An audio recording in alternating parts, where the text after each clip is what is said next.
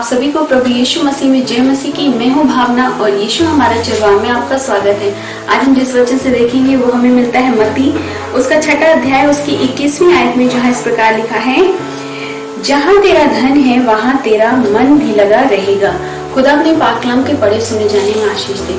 आज इसे देखिए, खुदा ने ये बात पहले ही लिख दी है अपने वचन में कि जहाँ तेरा धन है वहाँ तेरा मन भी लगा रहेगा। आज हम अपने जीवन में देखेंगे तो बिल्कुल ऐसी सिचुएशन हमारी जिंदगी में चलती है कि जहाँ हमारा धन होता है, जहाँ हमारे पैसे लगे होते हैं, वहाँ हमारा मन लगा होता है। और हम परमेश्वर के इस वचन को कैसे सच करते हैं कि जहाँ तेरा मन है वहाँ जहाँ तेरा धन है वहाँ तेरा मन भी लगा रहता है। लेकिन हम जब इस तरीके से करते हैं तो हम परमेश्वर की उन आशीषों को नहीं देख पाते हैं, क्योंकि हमारा मन धन पे लगा हुआ है।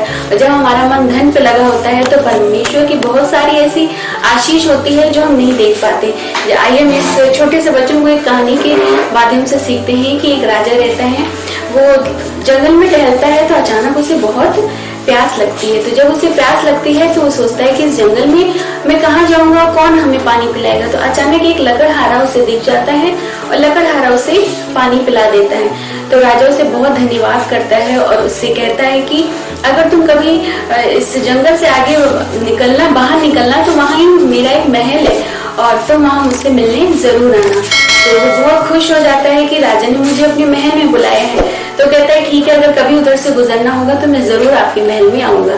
तो एक दिन लकड़हारा गुजरता हुआ जाता है वहां से, तो उसको वो महल दिख जाता है। तो उसे याद आता है कि राजा ने एक बार कहा था कि कभी मुझसे मिलने आना।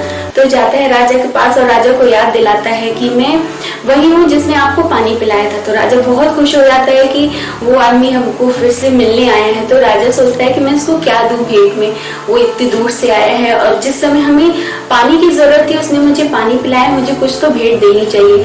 तो राजा के पास एक चंदन का बाग होता है। राजा कहता है कि जाओ, मैंने तुम्हें एक चंदन का बाग दिया है, तुम वहीं पर अपनी जीवन यापन करो।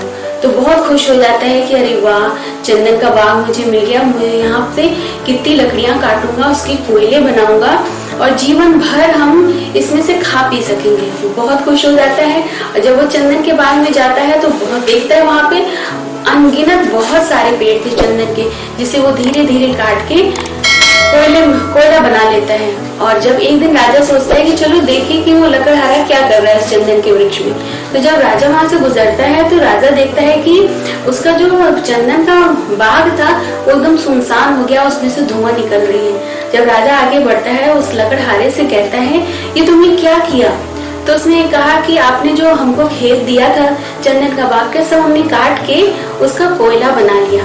अगर आपके पास और कोई बाग है तो वो भी हमें दे, ताकि हम जीवन और अच्छे से यापन कर सकें। तो राजा कहता है कि ऐसा करो, ये छोटी सी लकड़ी पड़ी हुई है, इसे लेकर जाओ बाजार में बेच के आओ। तो उसे बहुत ही अजीब लगता है कि ये लकड़ी, छोटी सी लकड़ी मुझे क्यों भेज रहे हैं कि बेच कर आओ। तो लेकिन राजा रहता है तो उसकी वो हुक्म मानता है और उस लकड़ी को बेचने के लिए चला जाता है। जब उस लकड़ी को बेचने जाता है तो उसे छोटी सी लकड़ी के 300 रुपए मिलते हैं, जो उससे बहुत अचंभित होता है कि ये तो 300 रुपए मेरे कोयले के दाम से भी बहुत अधिक है। तब उसको एहसास होता है कि मैंने क्या कर दिया कि मैंने इतने अच्छे बाग के पेड़ को मैंने सब नष्ट कर दिया। और उस कोयले के चक्कर में अगर वो ध्यान देता कि चंदन की वैल्यू कितनी होती है और तो शायद वो उस पेड़ को ना काटता। तो वो बहुत ही पछताया।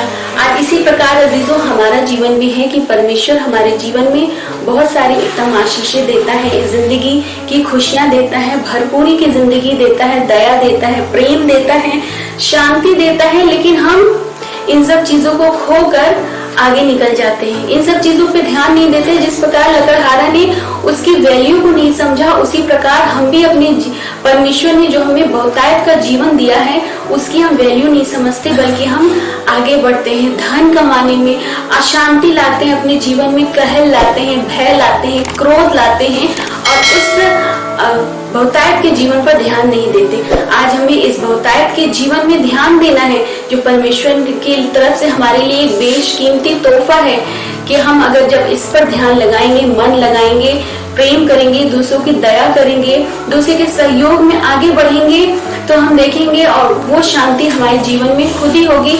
हमें अपने आगे के लिए सोचने की जरूरत नहीं है, क्योंकि परमेश्वर अपने वचन में, कि अगर हम इसके मत्ती 6:19 में पढ़ेंगे, 19 और 20 में, तो परमेश्वर अपने वचन में क्या कहते हैं कि पृथ्वी पर धन इकट्ठा करने की जरूरत नहीं है, तुम्हें स्वर्गीय धन इकट्ठा करना चाहिए। जो हम अगर स्वर्गीय धन इकट्ठा करेंगे जो हमारे साथ ऊपर जाएगा। ये संसारिक धन हम जो पृथ्वी पर कमाते हैं वो हमारे लिए कोई काम का नहीं है, वो हमारे साथ कभी ऊपर नहीं जाएगा, वो सब हमें यहीं पर छोड़ के जाना पड़ेगा। लेकिन जब हम अगर हम मत्ती 19 और 20 में पढ़ेंगे, जहाँ परमेश्वर हमारे लिए दो बातें कहते हैं। पहली बात है कि पृथ्वी पर धन इकट्ठा ना करो, और दूसरी बात यह है जो 20वें आयत में लिखा है कि स्वर्ग में धन इकट्ठा करो। तो परमेश्वर यहाँ हमें दो बातें कहते हैं कि हम पृथ्वी पर धन इकट्ठा नहीं करना है, बल्कि हमें स्वर्ग में धन इकट्ठा करना है। क्योंकि अगर हम पृथ्वी पर धन इकट्ठा करेंगे, जैसे आज का वचन में है कि जहाँ तेरा धन वहाँ तेरा मन, अगर हम पृथ्वी पर धन इकट्ठा करेंगे तो जहाँ हमारा धन लगा रहेगा वहाँ हम अपने मन को लगाएंगे, और परमेश्वर के उन आशीषों पर हम कभी गौर नहीं कर पाएंगे। जिस प्रकार उस लकड़हारे ने जो इतनी अच्छी बेशकीमती बाग उसको राजा ने तोहफे में दिया था, उस पर वो ध्यान न लगाकर उस धन के बारे में सोचता रहा अपने मन से। इसी प्रकार आज परमेश्वर ने हमें बहुतायत का जीवन दिया है, प्रेम करना दिया है, दया दिया है, सामर्थ्य दी है, शांति दी है।